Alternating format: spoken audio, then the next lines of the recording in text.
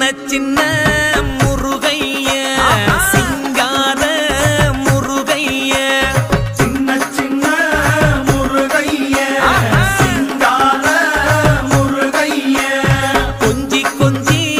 தமிழ் பேசும் செந்தில் பட்டி வேலனவ கொஞ்சி கொஞ்சி தமிழ் பேசும்